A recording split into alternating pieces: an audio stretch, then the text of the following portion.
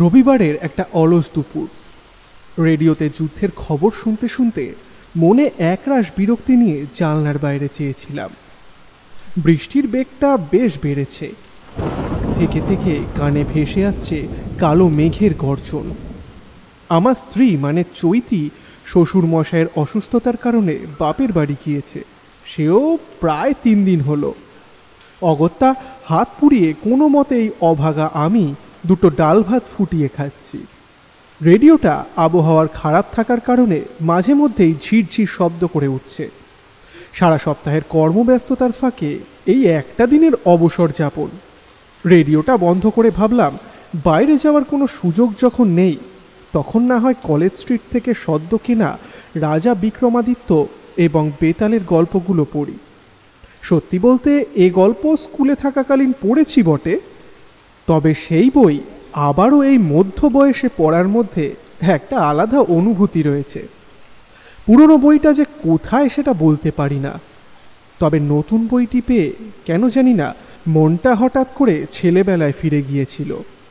বিছানায় উপুড় হয়ে শুয়ে নতুন বইয়ের গন্ধ নিয়ে পড়া শুরু করলাম।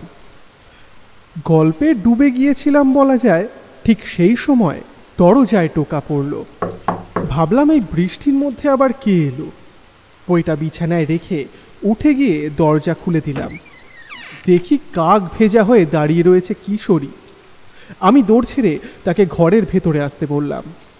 আরে কিশোরী, তুমি এত সকালে? আর বলো না ভাইয়া বিভূতি, আবার নতুন বইটা সবে বাজারে এসেছে।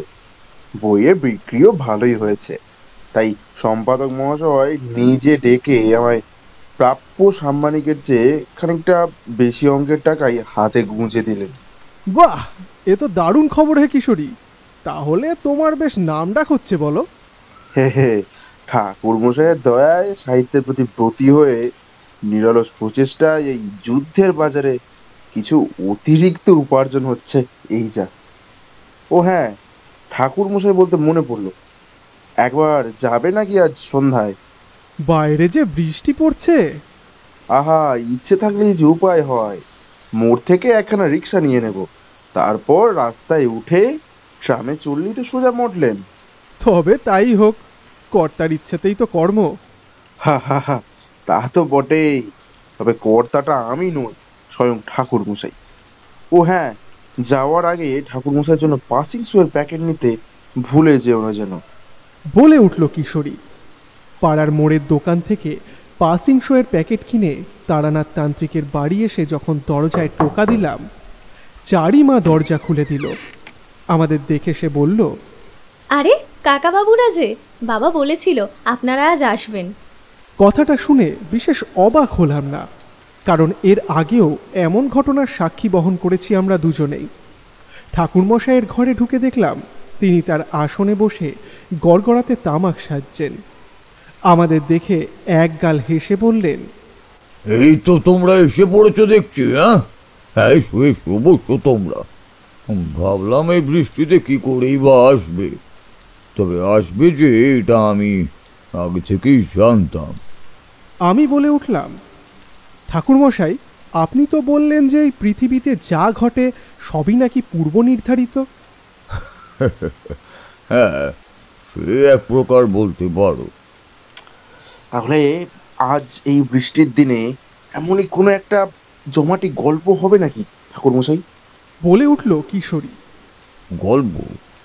অবশ্য তোমাদের কাছে আমার জীবনের সমস্ত ঘটনা গল্প বলেই মনে হয়, সে আমি জানি। তাই আর এসব নিয়ে প্রতিবাদ করাও আমি ছেড়েই দিয়েছি। তবু যখন একান্তই শুনতে চাও, যার জন্য ঝড় জল মাথায় নিয়ে এতদূর ছুটে এসেছ, তাহলে আজ তোমাদেরকে একটা নতুন অভিজ্ঞতার গল্প আমি শোনাবো। আজ তাহলে কিসের গল্প শোনাবেন ঠাকুর মশাই? বেতাল। বেতাল? ঠাকুরমশাই, বেতালের সাথে রাজা বিক্রমাদিত্যের সাক্ষাতের এক অনবদ্য ভূমিকা রাখে। সেই গল্প আজ আপামর বাঙালির মনে নাড়া দিয়ে যায়।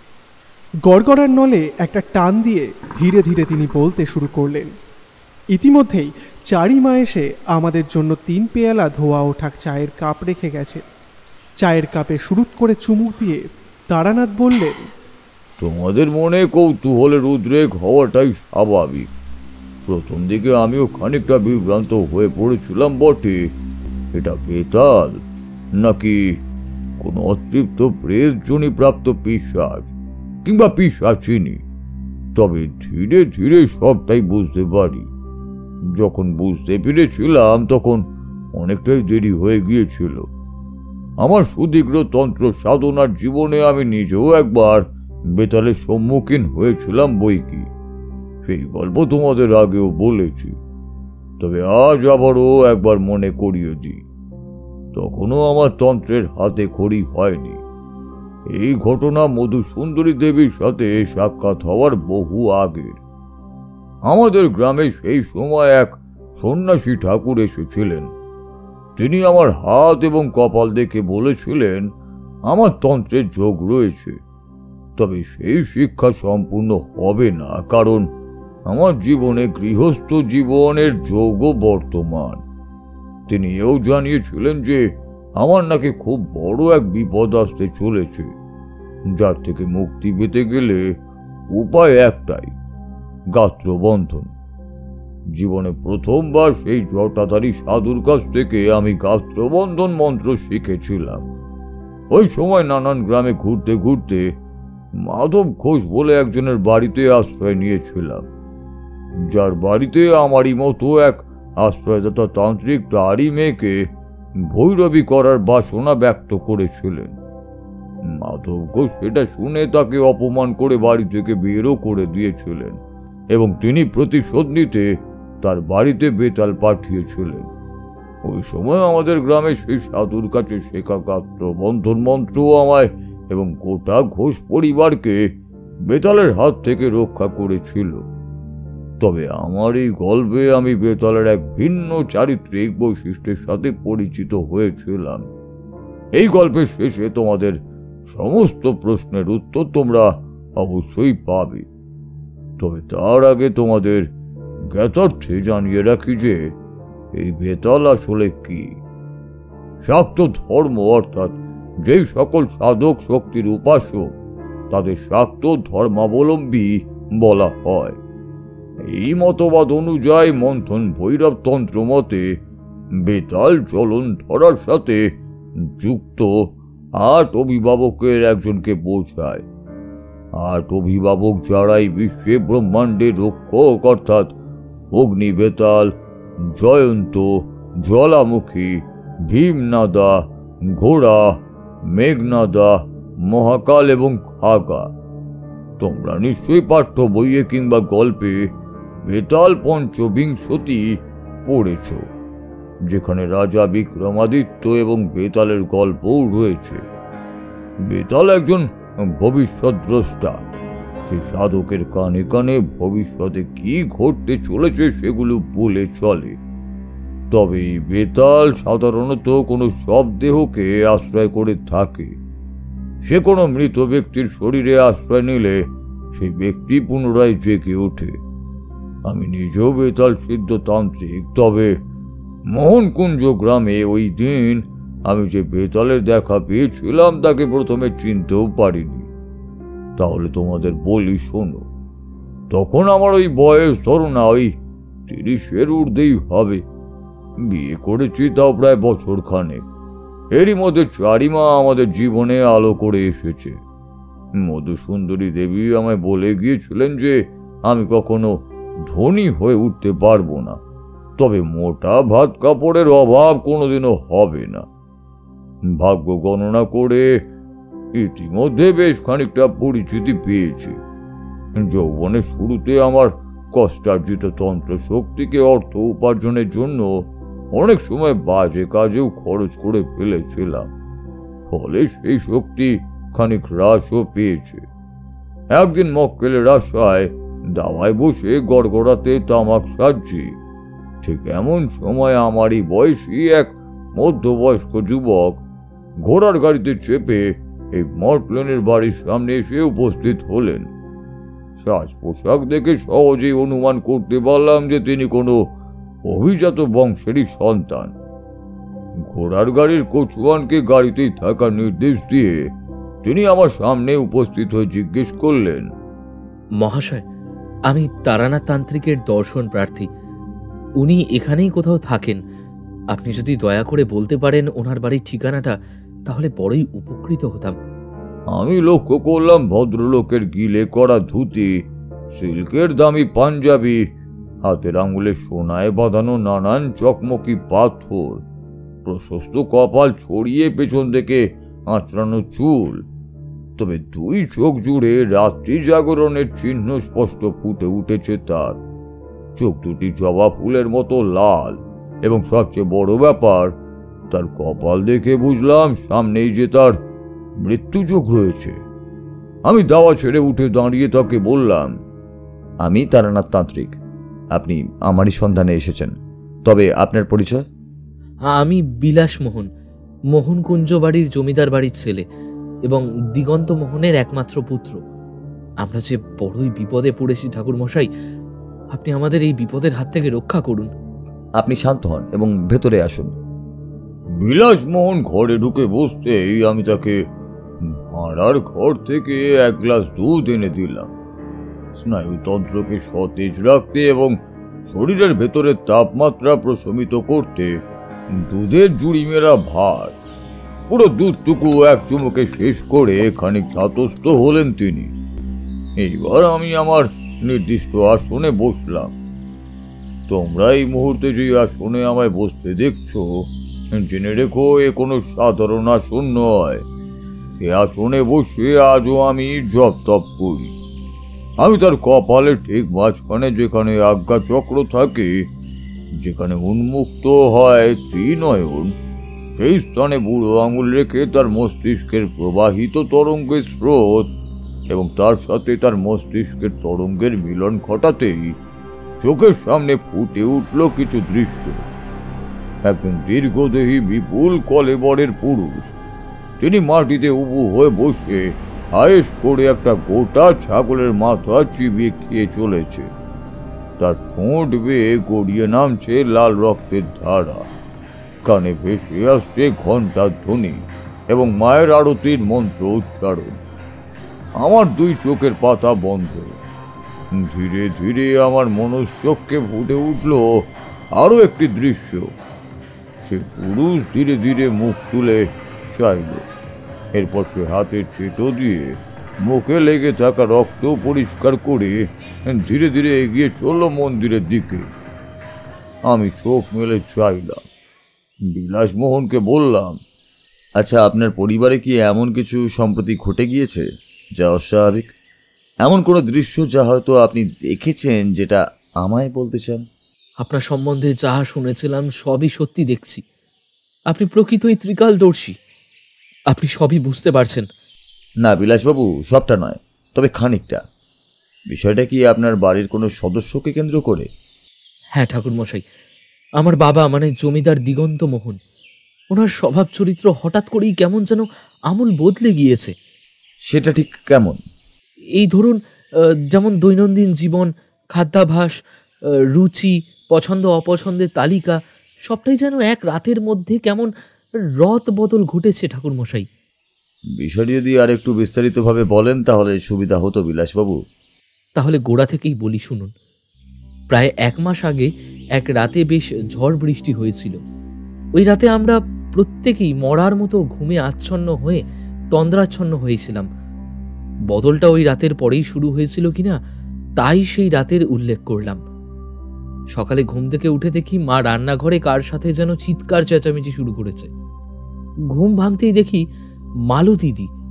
মালতী আমাদের বাড়ির পুরনো কাজের লোক।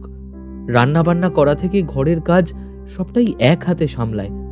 চিৎকার চেঁচামেচি শুনে রান্নাঘরে গিয়ে দেখি মেঝেতে কে যেন এঁটো কাটা ছড়িয়ে রেখে গিয়েছে। ঘরের মেঝেতে একটা 1.5 কাতলা মাছের কাঁচা মাংস কেউ যেন আধ খাওয়া অবস্থায় ছড়িয়ে রেখে গেছে। মাছ মাংস তো সেইভাবে সংরক্ষণ করে রাখা হয় না, প্রতিদিনের খাবার আমরা রাতেই শেষ করে ফেলি। তবে এই মাছ এলো কিভাবে? মালতীদির বক্তব্য অনুযায়ী হয়তো কোনো বিড়াল গ্রামের কোনো এক বাড়ি থেকে মাছ চুরি করে এনে এই বাড়িতে খেয়ে গেছে। রান্নাঘরের জানলা তো খোলাই থাকে, তাই বিষয়টি মোটেই অস্বাভাবিক নয়। চিৎকার চেঁচামেচি শুনে এইবার বাবা এসে হাজির হলেন। অদ্ভুত একটা বিষয় লক্ষ্য করলাম ঠাকুরমশাই। মাটিতে পড়ে থাকা আধ খাওয়া মাছের দিকে এক দৃষ্টিতে তিনি চেয়ে যেন বারবার সন্তর্পণের জিভ দিয়ে ঠোঁটটা চেটে নিলেন। এরপর আমাদের উদ্দেশ্য করে বললেন যে ক্ষুধার্ত পশুকে নাকি এইভাবে অপমান করতে নেই, পেটের খিদে যে বাঘ মানে না। অথচ অন্য সময় হলে এই ঘটনায় বাবার রুদ্র রূপ দেখতে পাই আমরা। রাতের বেলা বাবা না খেয়ে ঘুমিয়ে একা একা সারা বাড়ি পাইচারি করে বেড়ান। আমাদের দারোয়ান রাঘবও অনেকবার দেখেছে সেই দৃশ্য। কেমন যেন শান্ত, নিষ্প্রভ। বিষয়টা এতটা হলেও ভালো ছিল। কিন্তু এরপর একদিন মালতীদির ছিন্ন ভিন্ন লাশ খুঁজে পাওয়া যায় আমাদের বাড়ির দক্ষিণে। কোনো এক হিংস্র পশু যেন তার গলার নলি কেটে তার সারা শরীরে কামড়ে ছিঁড়ে ফেলেছে শরীরের মাংস। সেই দৃশ্য কল্পনা করলেও গায়ে কাটা দিয়ে ওঠে ঠাকুরমশাই। এখানেই শেষ নয়, তিনি প্রজাদের ওপরে অকথ্য অত্যাচার শুরু করলেন অতিরিক্ত কর আদায়ের জন্য। এমনটা তিনি আগে করতেন না। অন্তত পক্ষে সরকার বাহাদুর ক্ষমতায় আসার পর সকলের কর জমা করে সম্পূর্ণ মূলধনের ওপর 10% পেতেন আমাদের পরিবার। এটাই যা সরকারি নিয়ম। কিন্তু এইবারে তার রদ বদল ঘটল। তিনি প্রতিদিন জলসা বসাতে শুরু করলেন। আপনি হয়তো ভাবছেন এমনটাও খুব স্বাভাবিক, হয়তো তিনি তার সেই বিলাসবহুল জীবনযাত্রাকে ফিরিয়ে আনতে এমন সুব্যবস্থা করেছিলেন। কিন্তু না, আমার বাবা দিগন্ত মোহনের মধ্যেই জমিদারির বদগুণ থাকলেও মানুষটা কিন্তু মোটের ওপর মন্দ ছিলেন না।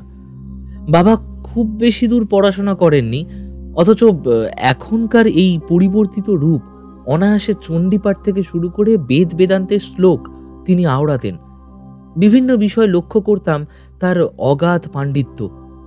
আমার ছেলেকে তো আজকাল উনি পড়াতে বসান। এটাই যদি আপনার স্বাভাবিক মনে হয়, তাহলে এইবার যা বলতে চলেছি সেটা শুনলে আপনিও ভাবতে বাধ্য হবেন ঠাকুরমশাই। একদিন আমি জমিদারির কাজে একটু গ্রামের বাইরে গিয়েছিলাম। ফিরতে বেশ সন্ধে হয়ে গিয়েছিল। যখন বাড়ি এলাম, দেখতে পেলাম বাবার ঘর থেকে কার যেন ফুঁপিয়ে ফুঁপিয়ে কান্নার শব্দ শোনা যাচ্ছে। আমি সেদিকে ছুটে গেলাম। দেখতে পেলাম মায়ের মাথা ফেটে রক্ত বেরোচ্ছে এবং বাবা ঠিক তার পাশে দাঁড়িয়ে রয়েছেন, মুখে এক রহস্যময় হাসি। আমি মাকে টেনে তুলে খাটে শুইয়ে দিয়ে বাবাকে কি হয়েছে জিজ্ঞেস করায় তিনি বললেন যে আমার মা নাকি মাথা ঘুরে পড়ে গিয়েছেন। কিন্তু বাবা কেন কোনো ব্যবস্থা নিলেন না জিজ্ঞেস করায় তিনি যে উত্তর দিয়েছিলেন তাতে আমি স্তম্ভিত হয়ে গেছিলাম। তিনি বললেন যে এতে তার নাকি কোনো দায় নেই, তিনি কেনই বা সাহায্য করতে যাবেন। এরপর থেকেই শুরু হয় আরও কয়েকটি ভয়াবহ কাণ্ড। একবার আমাদের বাড়িতে কালী পুজো উপলক্ষে পাঁঠা বলি দেওয়া হয়েছিল। পাঁঠার মাথা সাধারণত রান্না করে মা কালীকে উৎসর্গ করা হয়, তারপর বাড়ির সকলে সেই প্রসাদ গ্রহণ করেন। কাজ শেষে আমরা সেই মাথাকে রান্না করে নিয়ে গিয়ে রাখি। খানিক পরে দেখি বাবা সেই দিকে উদ্ভ্রান্তের মতো হেঁটে যাচ্ছেন। সেই সময় আমি কাছারি ঘরে জমিদারির দলিলপত্রের কিছু হিসেব নিয়ে বসেছিলাম। যতই হোক, কাউকে তো দায়িত্ব নিতেই হবে। এরপর আমি বাবাকে অনুসরণ করি। হিসেবে সমস্ত কাজ আগে আমি আর বাবা মিলেই করতাম, কারণ বাইরের লোককে ভরসা করাচ্ছে নিজেদের কাজ নিজেরাই করা ভালো। বর্তমান সময় আমাদের পরিস্থিতির আরও খানিক উন্নতি ঘটেছে, কারণ ওই জোর করে প্রজাদের কাছ থেকে অতিরিক্ত কর আদায়ের সুবাদে বাড়িটাও মেরামত করা হয়েছে। তবে অতিরিক্ত কাজের লোক রাখা হয়নি। আমি বাবাকে অনুসরণ করতে করতে যখন গিয়ে পৌঁছলাম, দেখতে পেলাম তিনি চোরের মতো এদিক সেদিক দেখতে দেখতে রান্নাঘরে ঢুকে দরজা দিলেন। বাড়িতে আর বিশেষ কেউ নেই, তো শুধু আমরা ছাড়া, মানে আমি বিলাসমোহন, আমার মা কাদম্বিনী দেবী, আমার ছেলে অনন্তমোহন। ব্যাস। আমার স্ত্রী মারা গিয়েছেন সেও প্রায় কিছু বছর আগে, অনন্তমোহনের জন্মের কয়েক বছর পরেই। তবে হ্যাঁ, আমার এক বোনও ছিল। বোন ছিল বলতে? সে এখন কোথায়? মাস্টার ঠিক করলাম আমার বোনের সাথে ধীরে ধীরে তার সম্পর্ক গাঢ় হলো এবং এক রাতে তারা দুজনে ঘর ছেড়ে পালালো। আমি অন্তত এতটাই জানি। এইবার মূল ঘটনায় ফিরে আসি। এরপর ওই দিন বাবা রান্নাঘরে গিয়ে দৌড় দিলেন। আমি বাধা দিইনি, তবে রান্নাঘরের জানলা দিয়ে দেখতে পেলাম বাবা মাটিতে উবু হয়ে বসে সেই কাটা পাঁঠার কাঁচা মাংস আয়েশ করে চিবিয়ে চলেছে। এ আমার বাবা হতে পারে না ঠাকুরমশাই, কখনোই হতে পারে না। একটা মানুষের মধ্যে জানি না ঠাকুরমশাই, বেশ কিছু বছর আগে সে গৃহত্যাগীও হয়েছে। কি আর বলবো ঠাকুরমশাই, পরিবারের কেচ্ছা কাহিনী নিজের মুখে বলতেও লজ্জা বোধ হয়। আমার ছেলে বর্তমানে 15 বছর বয়স। সেই সময়ের কথা বলছি, তখন তার বয়স ছিল ওই 5, মানে আজ থেকে ঠিক 10 বছর আগেকার কথা। আমার বোন মণিলেখা কম বয়সে বিধবা হয়ে বাপের বাড়ি ফিরে এলো। একই কম বয়সে বিধবা হয়েছে, অন্যদিকে কঠিন অনুশাসনে দিন কাটাতে হচ্ছে। অনন্তর জন্য আমি এই গ্রামের স্কুলের এক রাতের ভিতর এমন পৈশাচিক পরিবর্তন কিভাবে সম্ভব ঠাকুরমশাই? এই ঘটনা আমি কাউকে জানাইনি আগে যিনি নায়েব ছিলেন তার মুখ থেকেই আপনার ব্যাপারে অনেক কথা জানতে পেরেছিলাম। তাই ঠিকানা খুঁজতে খুঁজতে মটলেনের বাড়িতে এসে উপস্থিত হই। ঠাকুরমশাই, এই মুহূর্তে তো বাড়িতে ছেলে আর মাকে একা রেখে আসতে আমার ভয় করছে। রাঘবকে বলেছি একটু নজরে রাখতে, যদিও সে নিজেও বাবার এমন এক পরিবর্তিত রূপের সাথে খানিকটা হলেও পরিচিত হয়েছে। ঠাকুরমশাই, আপনি দয়া করে একবার আমার সাথে চলুন মোহনকুঞ্জ গ্রামে, আমাদের বাড়িতে। একবার যদি নিজের চোখে বাবাকে দেখে আসেন, তাহলে হয়তো ঘটনার সত্যতা যাচাই করতে পারবেন। বিলাসমোহনের মুখে সমস্ত ঘটনা শুনে আমি বেশ চিন্তায় পড়লাম।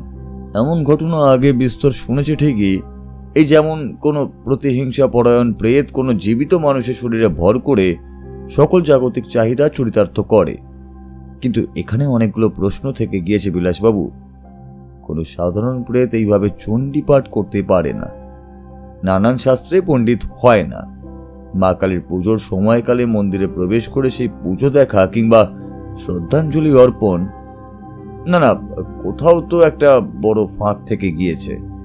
ওই রাতে সকলের অগোচরে এমন কিছু ঘটে গিয়েছে যা হয়তো আপনারা আদৌ জানেনই না। আপনাদের গ্রামে না গেলে এর সমাধান সম্ভব নয়। হ্যাঁ ঠাকুরমশাই, আপনি আমার সাথে না হয় আজকেই চলুন। মোহনকুঞ্জ গ্রাম কলকাতা থেকে খুব একটা বেশি দূরে নয়, মাইল খানিকের পথ। আমরা ঘোড়ার গাড়িতে পাড়ি দিতে পারবো। এই বলে তিনি টাকা ভর্তি একটা থলে আমার হাতে বাড়িয়ে দিয়ে বললেন, ঠাকুরমশাই, এটা আপনি রাখুন, আপনার অনুপস্থিতিতে সংসারের খরচে কাজে লাগবে।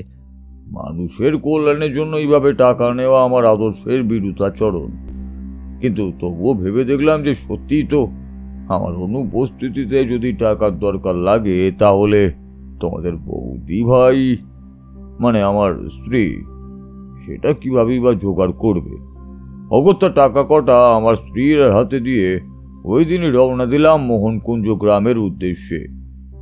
দুটি কালো তেজিয়াল ঘোড়া কলকাতার রাজপথ ছাড়িয়ে ছুটে চলল গ্রামের মেঠো পথ ধরে। পথের দুই ধারে সুবিস্তৃত ধান জমি, যেখানে সোনালী ফসল বাতাসে দোলায় ক্রমাগত দুলে চলেছে। গ্রামের পাশ দিয়ে বয়ে গিয়েছে আদি গঙ্গার শাখা।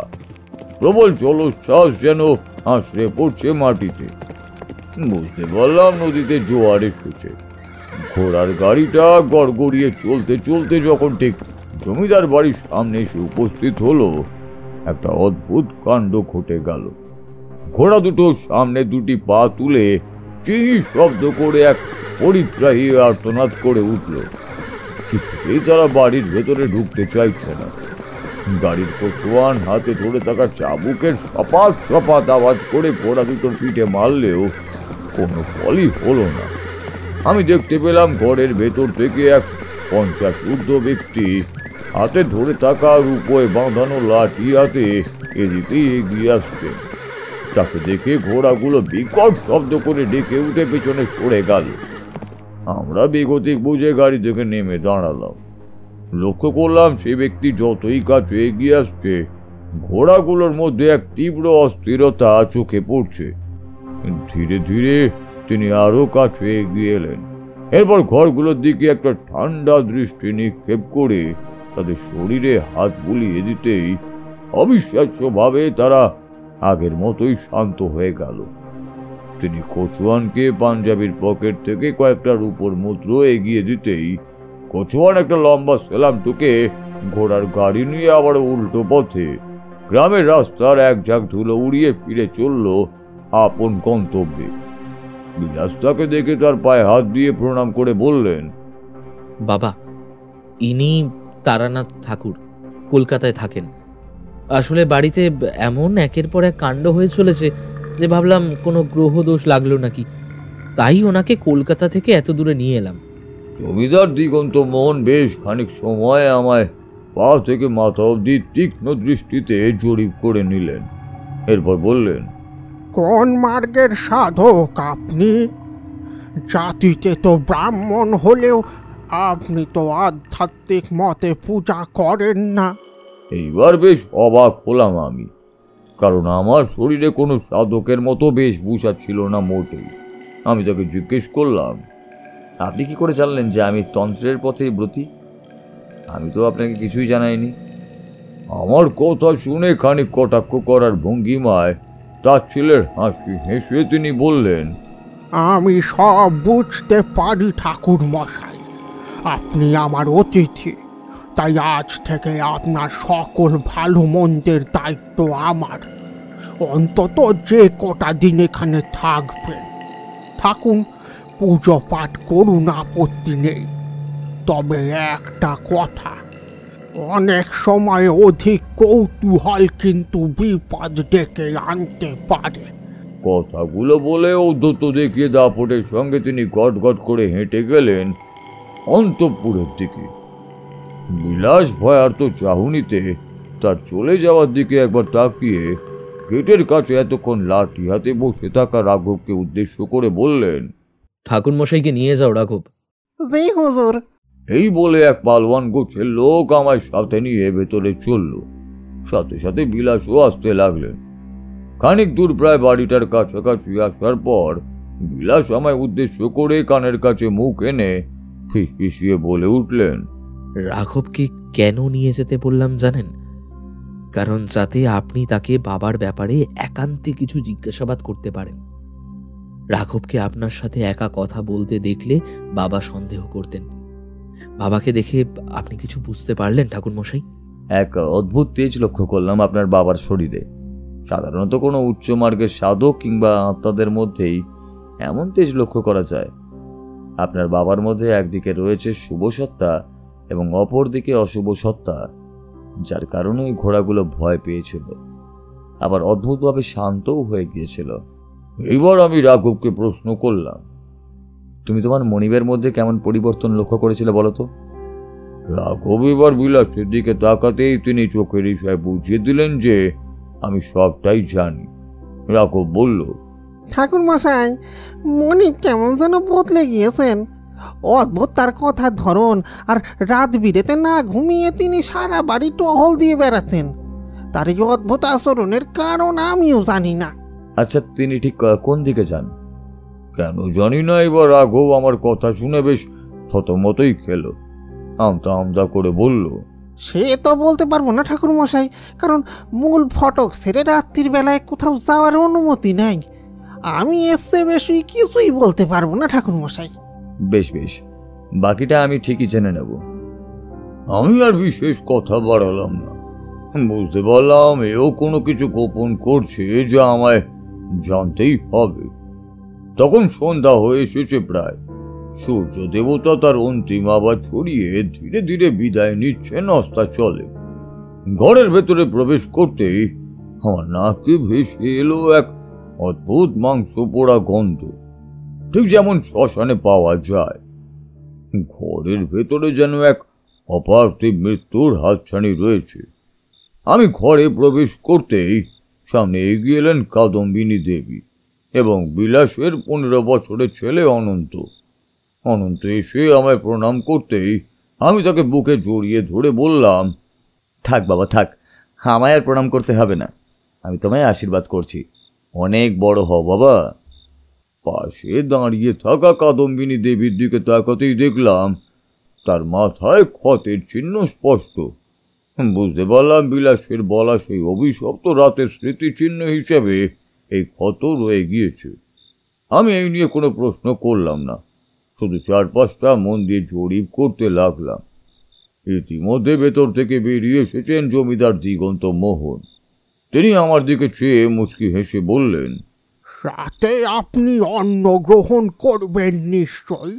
জমিদার মশাই, আমার খাওয়া নিয়ে খামোকা বিব্রত হতে হবে না, রাতে সামান্য দুধ হলেই চলবে। আমার কথা শুনে জমিদার আবারও সেই রহস্যময় হাসি হেসে বললেন, ঠিক আছে, আমি দুধ দুইয়ে আনার ব্যবস্থা করছি। আপনি পথশ্রমে ক্লান্ত, আপনি বরং ঘরে গিয়ে বিশ্রাম করুন। তবে হ্যাঁ, রাতে আবার বিশেষ বাইরে টাইরে বেরোবেন না যেন। বলা তো যায় না, অচেনা জায়গা, কখন কি বিপদ আসে। কথাগুলো বলে তিনি গটগট করে হেঁটে চলে গেলেন ভিতরে। আমি সকলের দিকে একবার দেখে নিয়ে বিলাসকে বললাম, আমার ঘরটা একটু যদি দেখিয়ে দাও। হ্যাঁ, চলুন ঠাকুরমশাই। জমিদার বাড়ির দক্ষিণ মহলে পৌঁছে একটা তালাবন্ধ ঘর খুলে দিতেই আমি সেখানে প্রবেশ করলাম। বিলাস আমায় বলে উঠল, কি বুঝলেন ঠাকুরমশাই? দেখুন, আমি এই মুহূর্তে কিছুই বলতে চাইছি না। একটা সিদ্ধান্তে না আসা পর্যন্ত কারোর ব্যাপারে অযথা সন্দেহ প্রকাশ করাটা মূর্খের পরিচয়ই হবে। মানুষের মনের মধ্যে নানান পরিবর্তন আসে, আসাটাই স্বাভাবিক। তবে আমার একটু সময় দিন, এখন আমি সাধনায় বসবো। যদি কিছু জানতে পারি আপনাকে নিশ্চয়ই জানাবো। আমাদের কথোপকথনের মাঝে দেখি দরজার বাইরে দুধের গ্লাস হাতে রাঘব দাঁড়িয়ে রয়েছে। আমি তার হাত থেকে দুধের গ্লাসটা নিতেই সে কোনো কথা না বলে হনহন করে নিচে চলে গেল। আমি বিলাসকে বললাম, আজকে রাতটা একটু সাবধানে থাকুন। আমার মন বলছে আজ কিছু একটা ঘটতে চলেছে। পারলে আজ কাদম্বিনী দেবীকে নিজের সাথেই রাখুন। জমিদার বাবুর সাথে উনি মোটেই সুরক্ষিত নন। আমার কথায় সায় দিয়ে সে নিচে নেমে গেলে গ্লাসের দুধটুকু নিঃসারে শেষ করে আমি আমার আসন পেতে এক মনে মহামায়ার নাম জপ করতে লাগলাম। ধীরে ধীরে আমার সারা শরীর হতে ঠিকরে বেরিয়ে আসতে লাগলো চোখ ধাঁধানো আলো। হঠাৎ কানের সামনে ভেসে এলো এক সুমিষ্ট নারী কণ্ঠ। চোখ মেলে তাকাতেই দেখতে পেলাম স্বয়ং মা মহামায়া। তার শরীর থেকে ঠিকরে বেরিয়ে আসছে এক পবিত্র আলো। শ্বেত শুভ্র শাড়ি পরিহিত দেবী সারা শরীর জুড়ে সোনার অলংকার। তিনি আমায় বললেন, তারানাথ, এই কোন বিভ্রান্তির শিকার হলি তুই? বেতালকে সামনে দেখেও চিনতে পারলি না বাছা? বেতাল? কিন্তু জমিদার বাবু শরীরে বেতাল কিভাবে ভর করলো? বেতাল তো জীবিত মানুষের শরীরে বাসা বাঁধে না, সে তো মৃত শরীরে প্রবেশ করে, নতুন শরীর নিয়ে দেখা দেয়। বেতালের জীবন যে পরজীবীর মতো, যে মৃত শরীরকে আঁকড়ে ধরে নিজের অস্তিত্ব রক্ষা করে। হ্যাঁ তারানাথ, তবে জমিদার বাবু যে আর বেঁচে নেই, এমনকি জমিদার বাবুর মেয়ে, সেও যে আর বেঁচে নেই। তাহলে সত্যিটা কি মা? আমি যে কিছুই বুঝতে পারছি না। তুমি আমায় পথ দেখাও মা, রক্ষা করো এই পরিবারকে। তারানাথ, জমিদার দিগন্ত মোহন যে অন্যায় করেছে তার শাস্তি সে পেয়েছে। বেশ কিছু বছর আগে নিজের মেয়ে মণিলেখাকে এখনকার স্কুলের মাস্টার নবীনের সাথে ঘনিষ্ঠ অবস্থায় দেখে ফেলে জমিদার। পরের দিনই নবীনকে রাতে তার বাড়ি থেকে তুলে নিয়ে গিয়ে গ্রামের শ্মশান ঘাটে জ্বলন্ত কাঠের চুল্লির মধ্যে ঠেলে ফেলে দিয়ে তাকে জীবন্ত অগ্নিদগ্ধ করে। ছেলেটা তবুও আগুন পেয়েছিল, কিন্তু মণিলেখা এরই মধ্যে সে অন্তঃসত্ত্বা হয়ে পড়ে। জমিদার বাবুকে সেই কথা জানাতে সে তাকে রাঘবকে দিয়ে হত্যা করিয়ে এই বাড়ির দক্ষিণের বাগানের মাটির নিচে তার সন্তান সহ কবর দেয়। কিন্তু সে জানত না যে কত বড় ভুল করে বসেছে সে। আগুন বেতাল ইহজগতেই নিজেদের অস্তিত্ব টিকিয়ে রাখতে খুঁজে নেয় মৃত শরীর। ওই রাতে বেতাল এমনই এক শরীরের সন্ধানে ছিল, সেটা ভাগ্যক্রমে পেয়েও যায়। ওই রাতে যেদিন থেকে জমিদারের মধ্যে পরিবর্তন শুরু হয়, স্বয়ং বেতাল মণিলেখার শরীরে আশ্রয় বেঁধে জমিদারকে হত্যা করেছে। হ্যাঁ তারানাথ, জমিদার দিগন্ত মোহন আর বেঁচে নেই। সে জমিদারের মাথা কেটে খেয়েছে। শুধু তাই নয়, সে মণিলেখার মৃত সন্তানকে পেট চিরে বের করে খেয়েছে ওই জমিদারের চোখের সামনে।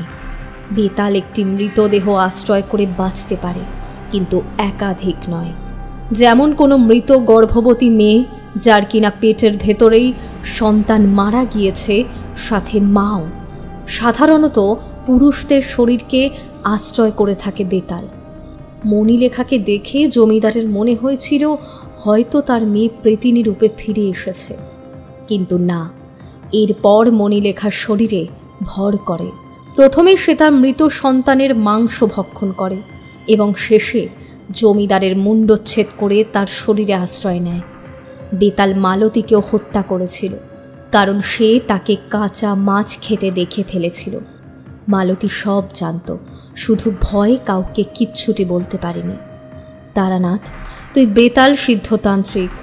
বেতালের আহ্বান মন্ত্র জপ করলেই আগুন বেতাল জমিদারের শরীর ছেড়ে বাইরে আসতে বাধ্য। এরপর তুই তাকে নরকে প্রেরণ করবি। তবে সাবধান, প্রথমে কিন্তু সে সহজে শরীর ছাড়তে চাইবে না। আমার আশীর্বাদ সব সময় তোকে রক্ষা করবে। মহামায়া ধীরে ধীরে চোখের সামনে থেকে বাতাসে মিলিয়ে যেতেই আমি আর কাল বিলম্ব না করে বেতালের আমন্ত্রণ মন্ত্র জপ করতে লাগলাম। বেশ খানিকটা সময় এইভাবে চলার পর হঠাৎ শুনতে পেলাম এক তীক্ষ্ণ পুরুষ কণ্ঠের বৈশাখিক গর্জন, যেন শত শত ক্ষুধার্ত হায়না একই সাথে ডেকে উঠেছে। তারই সাথে শুনতে পেলাম বিলাসবাবু এবং কাদম্বিনী দেবীর ভয়ার্ত কণ্ঠস্বর। আমার ঘরে যে ছোট্ট কুপিতে আগুন জ্বলছিল, বাইরে থেকে ধেয়ে আসা এক ঝাঁক বাতাসের ঝাপটায় নিভে গেল সেটি। আমার দরজায় কে যেন প্রবল বেগে আঘাত হানল। একবার, দুইবার, তিনবারের বেলায় দরজাটা মাঝ বরাবর চির করে সশব্দে আঁচড়ে পড়ল মাটিতে। দেখতে পেলাম জমিদার দিগন্তমোহন দাঁড়িয়ে রয়েছে। তার দুই চোখের মণি ধারণ করেছে সবুজ বর্ণে। সে চিৎকার করে বলে উঠল, তারানাথ, এত বড় স্পর্ধা তোর হয় কি করে? আমার আশ্রিত শরীর থেকে আমাকে আমন্ত্রণ জানিয়ে ডেকে আনলি তুই? এইবার আমার মুখ ফুটে উঠল বিজয়ের হাসিতে। আমি বললাম, বেতাল, আমি যে নিজেই একজন বেতাল সিদ্ধ সাধক। সকল ভূত প্রেত বেতাল আমার আজ্ঞাবহ। তোমার মতো সামান্য এক আগুন বেতালের ঔদ্ধত্য আমি এতক্ষণ ধরে সহ্য করেছি, শুধুমাত্র তোমার আসল রূপটা বাড়ির সকলের সামনে তুলে ধরার জন্যই। তারাও জানুক যে তাদের বাবা আর জীবিত নেই, এবং এটাও জানানো জরুরি যে তুমি তাকে তারই মৃত মেয়ের শরীরে প্রবেশ করে হত্যা করেছ। দিগন্তমোহন নিজেও মৃত্যুর আগে জানতেই পারলেন না যে সেটা তার মেয়ে অশরীরী প্রেতনী নয়, সেটা তার মেয়ে। অশরীরী প্রেতনী নয়, বরং সেটা ছিল তুমি। বাবা? এই মানুষটা বাবা ডাকার যোগ্য তারানাথ? যে নিজের মেয়েকে হত্যা করে এতকাল মাটিতে পুঁতে রেখেছিল, যে তার মেয়ের প্রেমিককে জীবন্ত অগ্নিদগ্ধ করেছে, সে আজও বাবা হওয়ার যোগ্য? যা করেছি বেশ করেছি। একে একে আমি সকলকে শেষ করে ফেলব। কাউকে মারার কিংবা বাঁচানোর অধিকার শুধুমাত্র ঈশ্বরের, তোমার নয় বেতাল। তাছাড়া তুমি এসেছো তোমার ব্যক্তিগত স্বার্থে। ফিরে যাও, নইলে আমি তোমায় ফেরত পাঠাতে বাধ্য হব। তারানাথ, তোর ঔদ্ধত্য দেখে আমার কৌতুক হচ্ছে। সামান্য একজন নিম্নকোটির সাধক হয়ে তুই আমায় পরাজিত করার স্পর্ধা দেখাস কি করে? তুই জানিস আমি চাইলে এই মুহূর্তে আমার মায়াজাল বিস্তার করে নরকের দরজা খুলে পিশাচদের নিয়ে আসতে পারি। আমি স্বয়ং রুদ্রের অংশ, আমি অপরাজেয়, আমি অমর। হ্যাঁ, তুমি রুদ্রের অংশ, তুমি অমর। তোমার মৃত্যু নেই, জরা নেই, ব্যাধি নেই, কিন্তু তার মানে এই নয় যে তুমি কারোর অন্যায়ের শাস্তি নিজের হাতে দিতে পারো। সেই ক্ষমতা ঈশ্বর তোমায় প্রদান করেনি। তাছাড়া তুমি এসেছো নিজের স্বার্থ চরিতার্থ করতে বেতাল। তুমি কৌশলে মণিলেখার শরীরে ভর করেছিলে নিজের অস্তিত্ব টিকিয়ে রাখতে, কারণ সব দেহ ছাড়া তোমার গতি নেই। এই মহান পৃথিবীর বুকে মৃত শরীর ভিন্ন তুমি টিকে থাকতে পারতে না। তাই জমিদার দিগন্ত মোহনকে হত্যা করে তার মাথা গ্রাস করেছো তুমি। এরপর তার ছদ্মবেশ ধারণ করে তুমি এই বাড়িতে রয়ে গিয়েছো শুধুমাত্র সকলকে একে একে হত্যা করবে বলে। তাই নিজের মহানুভবতার পরিচয় দিয়ে ধার্মিক বলে দাবি করো না আমাকে। না না তারানাথ, এত সহজে আমি যাব না। আমিও দেখতে চাই তোর তন্ত্রের ক্ষমতা কতখানি। মুহূর্তের মধ্যে 2 হাত শূন্যে তুলে বেতাল পিশাচের আহ্বান মন্ত্র জপ করতে লাগলাম। অট্টালিকাটা যেন থরথরিয়ে কাঁপতে শুরু করলো। ততক্ষণে বাইরে এসে দাঁড়িয়েছে জমিদার গিন্নি কাদম্বিনী, বিলাসমোহন এবং তার 15 বছরের ছেলেটি। আমি তাদের দিকে তাকিয়ে চিৎকার করে বলে উঠলাম, ভয় নেই, আর ভয় নেই। আমি থাকতে বেতাল তোমাদের কিচ্ছু করতে পারবে না। আমি দেখতে পেলাম পিশাচের আহ্বান মন্ত্র জপ করতে করতে বেতাল মাটি থেকে শূন্যে ভাসতে শুরু করেছে। একরাশ তোমার কুণ্ডলী বাতাসে জন্ম নিচ্ছে, সেখান থেকে ঠিকরে বেরিয়ে আসছে চোখ ধাঁধানো আলো। আমি সেই মুহূর্তে মনে মনে স্থান বন্ধনী মন্ত্র জপ করতে শুরু করলাম। ক্ষণিকের মধ্যে সেই ঘরটি জুড়ে সৃষ্টি হলো এক অদৃশ্য বায়বীয় প্রাচীর। আমার লক্ষ্য ছিল যাতে বেতাল এবং আমার এই তন্ত্রের লড়াইতে বাইরে দাঁড়িয়ে থাকা নিরপরাধ মানুষগুলো যেন কোনো ক্ষতি সাধন না হয়। তোমাদের এর আগেও বলেছি, আজও আবারও বলছি, এই বন্ধন মন্ত্র বহু প্রকারের রয়েছে, যেমন দেহ বন্ধনী, স্থান বন্ধনী, সময়কে আটকে রাখার জন্য স্তম্ভন মন্ত্র।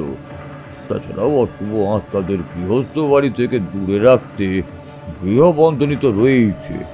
এই ক্ষেত্রে আমি শুধুমাত্র এই ঘরটুকু আমার মন্ত্রের দ্বারা বেঁধে দিলাম। একরাশ ধোঁয়া শূন্যে পাক খেতে খেতে ধীরে ধীরে মিলিয়ে যাচ্ছে বেতালের শরীরে। বুঝতে পারলাম নরক থেকে শয়ে শয়ে পিশাচ সূক্ষ্ম দেহে বেতালের আশ্রিত শরীরের মধ্যে প্রবেশ করছে। জমিদার দিগন্ত মোহনের সেই বেতালের আশ্রিত দেহটি ধীরে ধীরে পরিণত হচ্ছে একরাশ জমাট বাঁধা অন্ধকারে। তার সারা শরীর ধীরে সৃষ্টি হয়েছে অগ্নিবলয়ে। বুঝতে পারলাম বেতাল দেহ বন্ধনী মন্ত্র জপ করে তার আশ্রিত দেহটিকে আগুনের বলয়ের মধ্যে আবদ্ধ করেছে।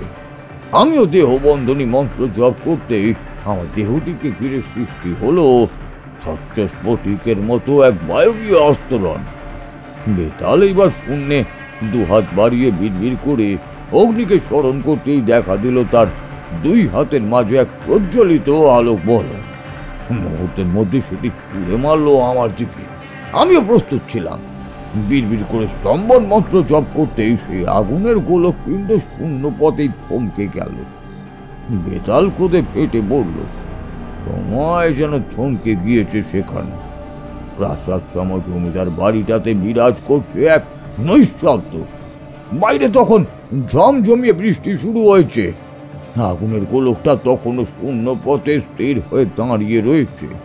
বাইরে কোথাও যেন খুব জোরে একটা বাজ পড়ল। এদিকে বেতাল তখন ক্ষুব্ধ হয়ে উঠেছে। সে ধীরে ধীরে এগিয়ে আসছে আমারই দিকে। আমি তৎক্ষণাৎ শূন্যে স্থির হয়ে থাকা জ্বলন্ত আগুনের পিণ্ডকে তার দিকে বিপরীতমুখী নিক্ষেপণ মন্ত্র জপ করতে করতে প্রেরণ করলাম। মুহূর্তের মধ্যে সে গোলক আঁচড়ে পড়ল তার শরীরে, কিন্তু তার দেহে ঘিরে থাকা সুরক্ষা বেষ্টনী ভাঙতে পারল না। আমি এবার যোগ মুদ্রায় স্থিত হলাম। এবার আমার কুণ্ডলিনী চক্র জাগানোর সময় আগত। ধীরে ধীরে আমার মন্ত্র উচ্চারণের সাথে সাথে আমার মাথা থেকে শরীরের নিম্নভাগ পর্যন্ত ফুটে উঠল 7টি চক্র। ললাটের মধ্যভাগে অবস্থিত আজ্ঞা চক্র সক্রিয় হতেই আমি মনে মনে মা মহামায়াকে স্মরণ করতে লাগলাম। আমার মুখ দিয়ে গম গম স্বরে শুরু হলো স্বয়ং সিদ্ধ মন্ত্র। আচ্ছা ঠাকুরমশাই, এই স্বয়ংসিদ্ধ ব্যাপারটা তো ঠিক বুঝলাম না। তাছাড়া ঠাকুরমশাই, আপনি যে বললেন অগ্নিবেতাল এই বিশ্বব্রহ্মাণ্ডের রক্ষক, তাহলে সে এমন অনিষ্ট সাধন করতে গেল কেন? প্রশ্ন করলাম আমি। ঠাকুরমশাই আমায় বললেন, তোমার দ্বিতীয় প্রশ্নের উত্তর এই গল্পের মধ্যেই রয়েছে বিভূতি। অগ্নিবেতালকে পৃথিবীর বুকে নিজের অস্তিত্ব টিকিয়ে রাখতে হলে প্রয়োজন সব দেহ, যা সে খুঁজে পেয়েছিল জমিদার বাড়ির বাগানে। এই কারণেই বলা হয় হিন্দু শাস্ত্রে মৃতদেহকে অগ্নিদগ্ধ করতে, নইলে সেখানে বেতাল ছাড়াও নানান অশুভ আত্মা এসে সেই শরীরকে আশ্রয় করে মানুষের নানান ক্ষতি সাধন করতে পারে। এমনকি নিজের স্বার্থ চরিতার্থ করতেও তারা মৃতদেহের আশ্রয় নেয়, ঠিক যেমনটা বেতাল আমার এই গল্পে করেছিল। এইবার আসি স্বয়ং সিদ্ধতন্ত্রে। এই মন্ত্রকে শবর মন্ত্র বলা হয়ে থাকে। ভগবান শিবের সাথে যুক্ত এই মন্ত্র অত্যন্ত বলশালী। সাধারণত তন্ত্রে অনুশীলনকালে এই মন্ত্র জপ করতে হয়। এই মন্ত্রের দ্বারা যে কোনো দেবতা কিংবা দেবীকে আমন্ত্রণ জানানো যায়। তবে বর্তমানে এই মন্ত্রের শক্তি অনেকটাই হ্রাস পেয়েছে বলা যায়, কারণ এর অত্যাধিক অপব্যবহার। ওই সকল বিষয়বস্তু তন্ত্রের অত্যন্ত গুচ্ছ দিক। বিভূতি, আসনের পাশ থেকে গড়গড়ার নলটা মুখের ভেতরে গুজে ভুর ভুর শব্দ করে খানিকটা তামাক খেয়ে এক মুখ ধোয়া ছেড়ে তারানাথ বলে উঠল, আমার মন্ত্র উচ্চারণের সাথে সাথেই বাতাসে ওং ধ্বনি প্রতিধ্বনিত হতে শুরু হলো। উন্মুখ হলো আমার তৃতীয় নেত্র। আমি অগ্নি বেতালকে উদ্দেশ্য করে বলে উঠলাম, বেতাল, তোমায় সুযোগ দিয়েছিলাম কিন্তু তুমি অমান্য করেছ। এইবার শাস্তি গ্রহণের জন্য প্রস্তুত হও। অগ্নি বেতাল হুঙ্কার ছেড়ে বলে উঠল, তারানাথ, আমায় পরাজিত করা এত সহজ নয়। আমি এই বাড়ির সকলকে হত্যা করে তবেই শান্ত হব। বটে, তবে পরিণতির জন্য প্রস্তুত হও বেতাল। এই বলে আমি দু হাত বাতাসে প্রসারিত করে বিড়বিড় করে মন্ত্র জপ করতে লাগলাম। এটি বন্ধনের বিপরীত প্রতিক্রিয়া মন্ত্র, যার ফলে বন্ধনের মধ্যে থাকা ব্যক্তি নিজের বন্ধনের দ্বারাই পরাজিত হবে, এমনকি তার মৃত্যু অবধি ঘটতে পারে। কিন্তু অগ্নি বেতাল অমর, তাকে হত্যা করা অসম্ভব। বেতাল কাটা পাঁঠার মতো ছটফট করতে লাগলো। আমার চোখের সামনে তার বিরাট জমাট বাঁধা অন্ধকারাচ্ছন্ন শরীরের চারিপাশে ঘিরে থাকা আগুনের বলয় তাকে গ্রাস করলো। সারা শরীরে আগুনে দাউ দাউ করে জ্বলতে থাকা আগুন তাকে সাপের মতো পেঁচিয়ে তুলল। এই আগুনের বেষ্টনীতে আবদ্ধ হয়ে রয়েছে নরকের প্রতিটি জীব, যারা যুগের পর যুগ ধরে ভোগ করছে তাদের কর্মফল। ভয়ঙ্কর ভাবে দুলে উঠল গোটা বাড়িটা। ধীরে ধীরে মেঝেটা দুই ভাগ হতেই দেখা গেল সেখানে দাউ দাউ করে জ্বলছে আগুন। সেখান থেকে বেরিয়ে আসছে শত শত হাত। ধীরে ধীরে বেতাল সশরীরে জমিদারের দেহটা সাপের খোলস ছাড়ার মতো ছুঁড়ে ফেলে দিয়ে বাইরে বেরিয়ে এলো। সেই দাউ দাউ করে জ্বলতে থাকা আগুন বেতালকে নিয়ে প্রবেশ করলো পাতালের গহীন অন্ধকারে। এরপর কি হলো ঠাকুরমশাই? প্রশ্ন করলাম আমি। আমার প্রশ্নটা শেষ হতে না হতেই কিশোরী বলে উঠল, আচ্ছা ঠাকুরমশাই, অবশেষে কি তবে মণিমালার মৃত শরীর আগুন পেল? ঠাকুরমশাই গড়গড়াটা নিচে নামিয়ে এক মুখ ধোয়া ছেড়ে জবাব দিলেন, এরপর মাটি খুঁড়ে মণিলেখার অর্ধগলিত সব এবং জমিদারের গলা কাটা মৃত শরীরের দাহ্য কার্য সম্পন্ন করে আমিও আবার ফিরে এলাম আমার এই মসলেনের বাড়িতে। আসলে আমরা যা চোখে দেখতে পাই সেটা কি সত্যি না ভ্রম বোঝা কঠিন। তবে মায়ের উপর বিশ্বাস রাখলে তিনি আমাদের সঠিক পথ দেখান। সবই যে মহামায়ের ইচ্ছা, হে বুঝলে। আমরা সকলে মিলে সমস্বরে বলে উঠলাম, জয় মা, জয় মা, জয় জয় জয় মা। জয় জয় মা।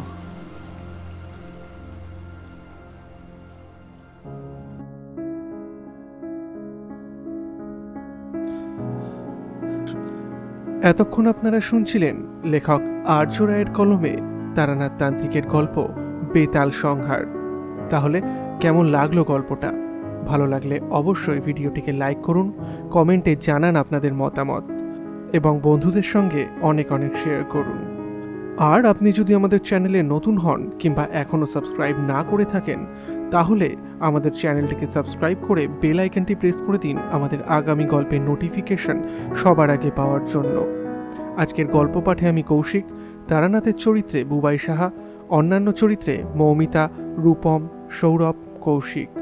আবহ মিহান্স প্রোডাকশন, প্রচ্ছদ ফ্যান্টম প্যালেট থেকে পিয়ালি। খুব শীঘ্রই আবার দেখা হবে নতুন কোনো গল্প নিয়ে। ততক্ষণ সঙ্গে থাকুন, গল্পে থাকুন।